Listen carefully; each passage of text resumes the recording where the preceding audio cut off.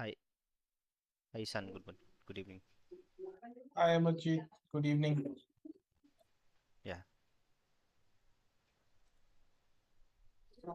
Recording in progress. So, Ajit, before we start, can you brief about yourself, the tech stack you are working on? So, thank you for asking. Like, my name is Amarjit. I'm having 7+ years of experience. Currently, I'm working for the Java development. So, the technology which I use, like Java with Spring Boot, microservices, a Spring Cloud component as a backend. Front end also I have a good experience in Angular. Coming for the database, I have good experience in MongoDB and Oracle. Mongo is a NoSQL, Oracle is a SQL. Also, I have a good experience in AWS cloud services. So most of the services I work like uh, EC2 instance, Elastic Beanstalk, CloudWatch, IAM users and all. So SNS, SMS, and most of the DevOps tools also I worked while we are developing Spring Boot applications. So that we need some of the tools like Apache, Maven, Jenkins, Jira, GitHub, ELK, Splunks and all. So these type of tools we use for the development and monitoring the application. Coming for the domain perspectives, I have also good experience in the multiple domain I worked like banking, telecom, e-commerce and health insurance. Currently I'm working based on the health insurance project. So that project is where we customer will come in the portal, take any type of insurance like either health, term, life, vehicles type of insurance. Once he will take the insurance internally, we will process the data, so that orders will be generated by the customer. Then we will process the orders, so that orders will have a go to check the whatever the stores. So based on the stores we will calculate the order price, and then there will be payment calculations will happen. So that before payment calculations there is a order rebate affiliate which will be calculate the promo code. If customer will have applicable some of the amount of promo code, so that will be rebate the amount of order discount. And after that, once the payments and all will happen with the payment gateway, then there is some notifications and all will happen. So that notifications we will schedule a batch, so that our email alert, SMS alert and all will happen due to timestamp. So this type of functionality which will be worked on microservices based. So we are following here microservice development by using help of Spring Boot. So my role and responsibility for this project, like working as a microservice API development. So here we are following agile. Based on the agile, whatever the sprint task will be defined, we need to work on that. So uh, uh, we need to work on that particular sprint. So on daily basis, we need to communicate from one API to another API by the help of synchronizations as a REST template call, or maybe some of the asynchronous call which will be followed. So that we are following by using Kafka template. So that Kafka template we will change this details based on the Kafka. Apart from this, like while we develop applications, then that will be go for the different scenarios of environment. So that before the production deployment, we need to take in care all the changes. Like while it will go for the deployment of production, then we need to check all the configurations details, and then what are the security validations has been implemented, input request, and what are the output expected request will be there, that we need to verify before the doing for the production deployment, because we have a setup and call and all.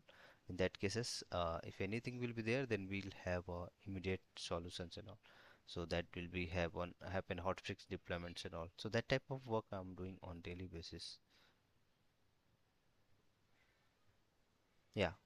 Okay, sounds good.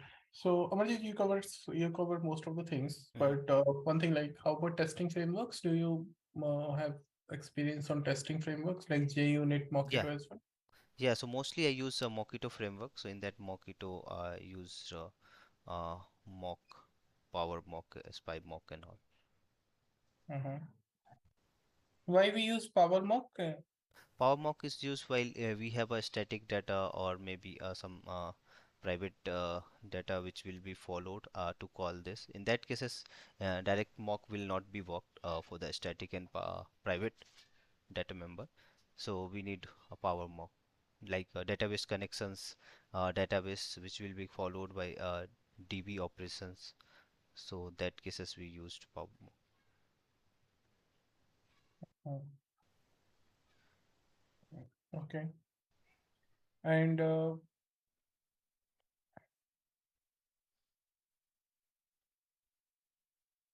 have you, I mean, you mentioned about AWS. So do you have any experience over Lambda, AWS Lambdas as well? Lambda functions, yeah, some of the experience I have. Mostly I used different type of platform. There we used CloudWatch, SNS, SMS, EC2 instance, Elastic Mhm. Beanstalk, S3 and all. But some of the experience in Lambda functions also. Not much, but have. Okay, so you know about Lambda, but you have never developed any serverless application. Uh, I know on Lambda I haven't developed, but I know and seen that project. Mhm. Okay. And do you have any experience on Kubernetes as well? Kubernetes and Docker? Yes, yes. I'm using for this AWS cloud services. So mostly we will create a Docker image and then we will deploy this containerizations by using Kubernetes. Mhm. And what about caching? Have you used any caching framework that is? Redis cases I used, not it right now, but before the project of when I was working on this e-commerce platform, there I used Redis cases. Okay. And by any chance, did you get an exposure over big data or like that? Big data is not it, but 3 years back I was working on banking. There I worked off most of the big data's concepts like Hive, HDFC, map reduce Mhm. things I worked. And uh, Kafka, I think you are using, right? Yeah, Kafka right now I'm using. And your solution is CI/CD based, right? Yeah, Jenkins we used here for the CI/CD integration. Yeah. So, Amarji, suppose Mm-hmm. I have two lists. Okay. Okay. Mm-hmm. In the list one, I have elements as Mm-hmm. A, B, C, D. In the list two, I have B, C, E. Mm-hmm. And I need a result list which should have all the elements of list A, Mm-hmm. but those elements should not be present in list two. All the elements of list one, but those elements should not present in list two. So for this example, A is present in list one, it's not in the list two. Then B, C is present in list two, so those will not be now good. And then D. So what the D, unique element will be print from A to B. not the unique, because E will not be part of, if you see E, that will not be part of. So I'm saying like all the elements from the list one only I need it. Mm-hmm. And what is there in the list B doesn't matter. The only thing is the list one element should not be present in list two. Okay. Mm-hmm. A and D is not there. Okay. So can you help me to write it using streams? So yeah.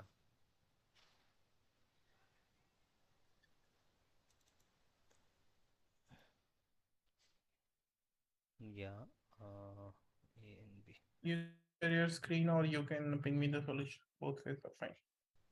Okay. Just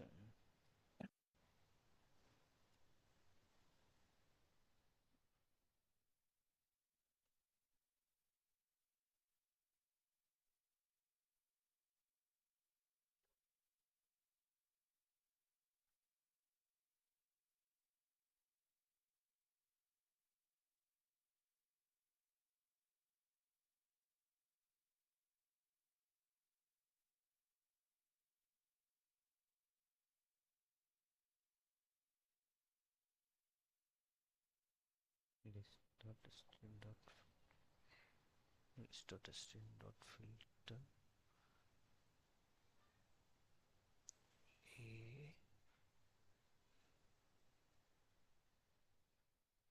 D not presenting B.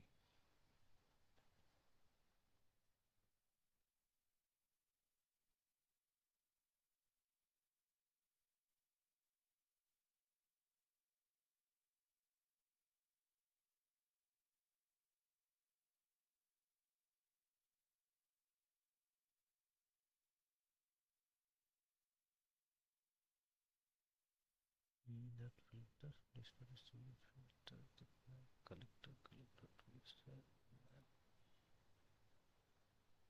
A is not.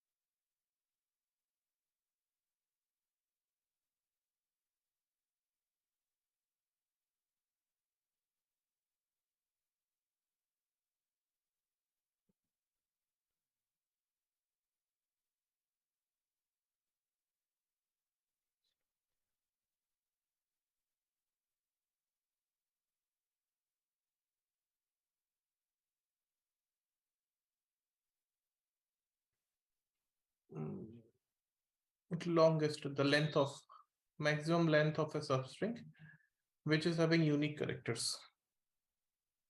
Okay. Mm-hmm. So suppose I have this list. Let me ping you.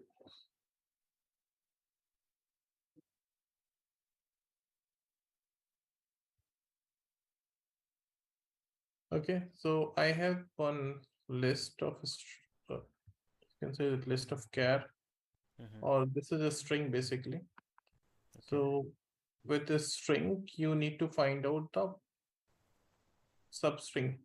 I mean, you can have multiple substring of it, Yeah. and then I just want to know the length of the substring, which should have maximum length of the substring, which should have the unique characters in it. Okay. Maximum substring. So, like example, we'll have A, B. Length of the longest substring with unique characters in it. So, for example, if you see this, this will have a substring of B, C, D, E, right? Mm-hmm. In between. A, B, C, D. No, A, B, C, D, E. You will not get A, B, C, D in a substring, right? Mm-hmm. So substring you can get only from the existing positions, right? So you can get it B, C, D, E. Correct. Yeah. Mm. That is the one which is having 4 unique characters in it. So answer will be 4, like the substring length of longest substring. But I just want to make this a configurable solution. So if we can give any other string also, it should work. Mm. Okay. So through Java 8 only. You can write it anyway, wherever you're comfortable. That's okay. Mm-hmm.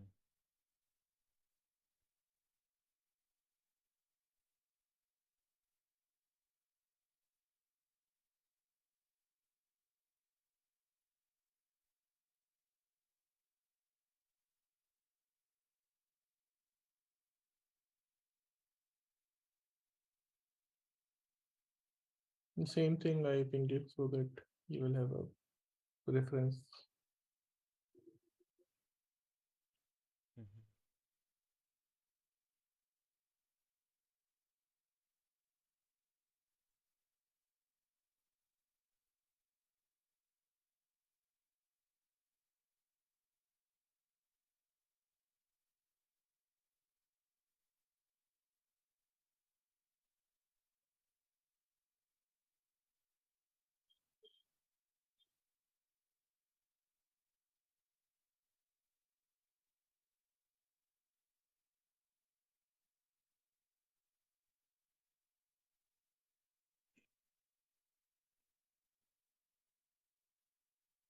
B, C, D, E. Okay.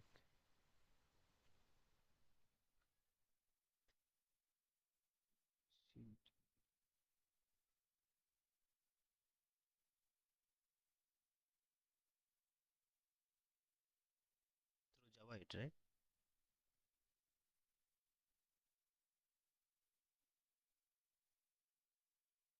Sorry, Amarjit, you're asking something? Yeah, through Java 8 you told. No, I'm okay with anything. I mean, just logic building is important for me. Mm-hmm. If you want to write thread in Java 7 also, that is fine.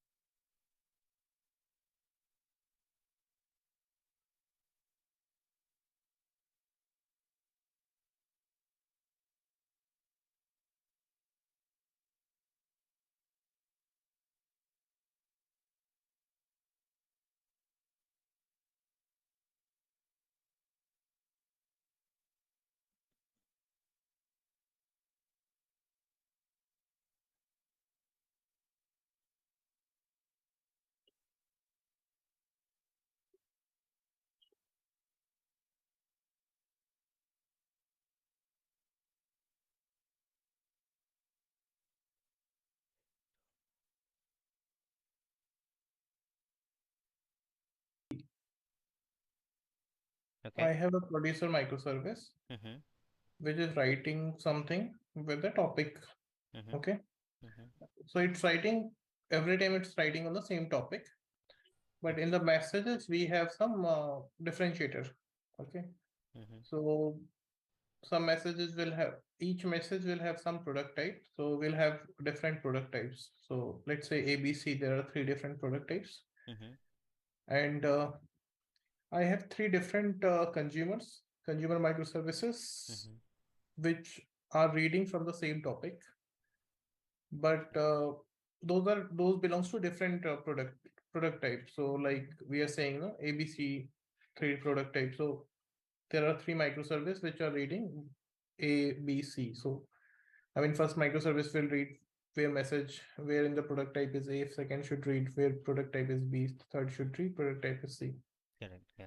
But all are reading from the same topic. So we Mm-hmm. just want to make sure that every microservice should read whatever it should read, Mm-hmm. and all the messages should get read, and no microservice should overstep on each other.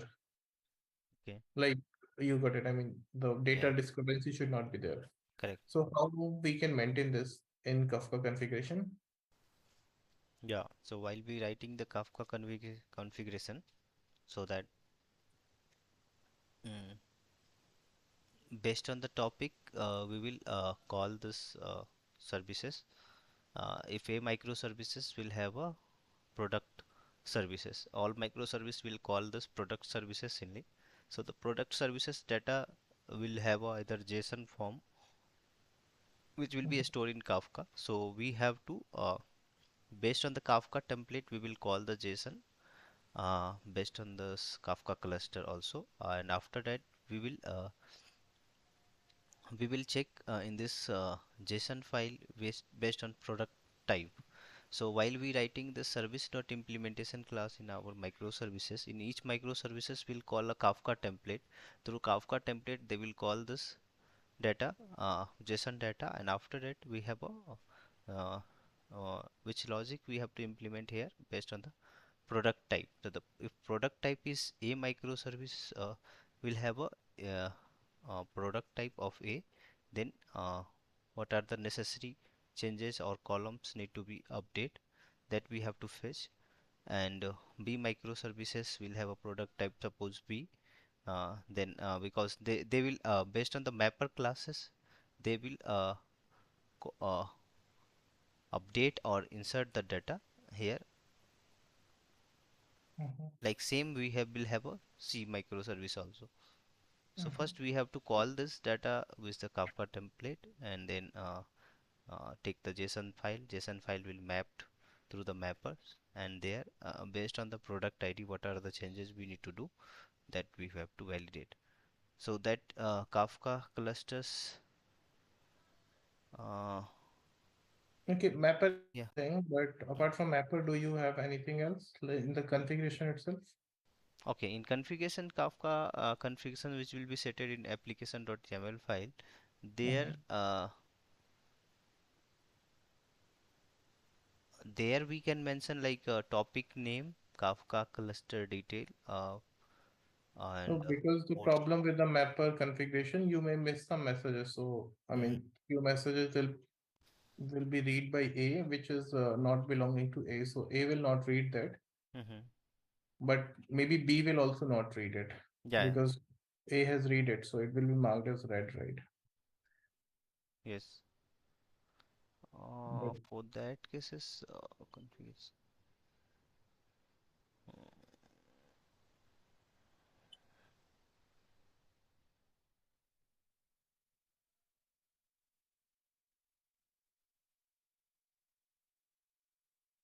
do you know about subscriber groups? Publisher subscriber, you're asking? Yeah.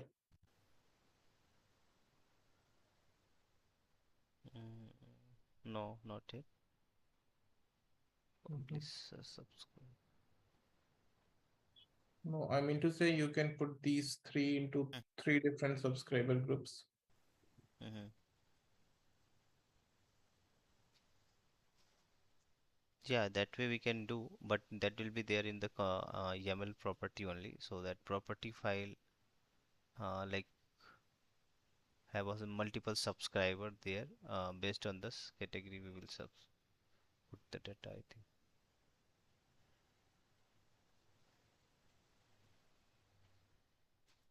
Okay. Can you tell me what are the role? What is the role of brokers? Why we have brokers? Uh, Brokers which will be take to consume the microservices request. So while we have a producer consumer, so producer will produce the data and consumer will consume. So how they will consume? So there will be some cluster somewhere that data will be stored while producer will produce the data from a microservices. So there have a zookeepers and brokers. So but brokers will know like this is the microservice which has been produced the data, and based on the topic and all will be there. So they have a clarifications of blocker will have a clarifications like if any other microservice which you want to consume, they have to connect with me through the cluster. So I'll let you know like this type of services. Microservices will send this data if you want based on the topic, what topic you want to fetch. Mhm. Okay. And can you tell me how AutoWired works? Auto-wired in Spring Boot applications will have a annotation which will be if you have annotated at the rate AutoWire, then what are the respective classes which you mention based on the reference? Beans will be automatically configured. How? Because of Spring Boot applications have enable auto configurations and configuration annotations which will work through the at the rate Spring Boot application annotation. So all the respective bin of respective other microservices we will call through the automatically based on the AutoWire if you have mentioned, because if you go for internal implementation of AutoWire annotations, they have mentioned this scenario. Mhm. So, Amartya, suppose a newcomer comes to your team and Mhm. you want to explain him what is Hibernate, how you will explain that, how what is Hibernate and how you guys are using it in your project. Yeah, so Hibernate is a ORM ORM framework. So multiple ORM is there. So ORM which will be like it's a interface which will be connect from object relation mapping. So suppose if you want a database connection, so that we can use ORM. So ORM is a multiple ORM is there. Hibernate, IBT, mm, IBT, I think something. Hibernate. Edited. Yeah, sorry. So Hibernate is a way like which will one of the best way where we can connect. So Hibernate will have a implementation and JPA will have specifications in our to Hibernate. So while use Hibernate is multiple things we have to follow manually, like we have a configuration classes. So Hibernate.cfg classes we have to convert, and then Hibernate will have a HBM classes that also we have to create. Then based on the dialect, whatever the database connections you want to connect, then you need to use the dialect for that. Like if you want a SQLs, then you have SQLs dialect, or maybe Oracles and others. And then you need to communicate it this like resource, like repository file, repository interface. But JPA is come in specifications where all the inbuilt methods are there. Like we have a find all, get, fetch, and then delete by ID, and all will be there automatically once you have created the interface in repository. That only one thing is you can add the dependency for the JPA, then you can create a repository file there. You can extend the any CRUD applications or any type of template which you are calling for the database, and you can use the inbuilt method of that. Mhm. Okay, Amarjit, I'm done. If you have any question, you can ask me, else I will provide my feedback to the HR team and they'll get back to you. Sure. So yeah, not an issue. Thank you. Okay. Thanks, Amarjit. Nice talking to you. Have a nice day. Yeah, thank you.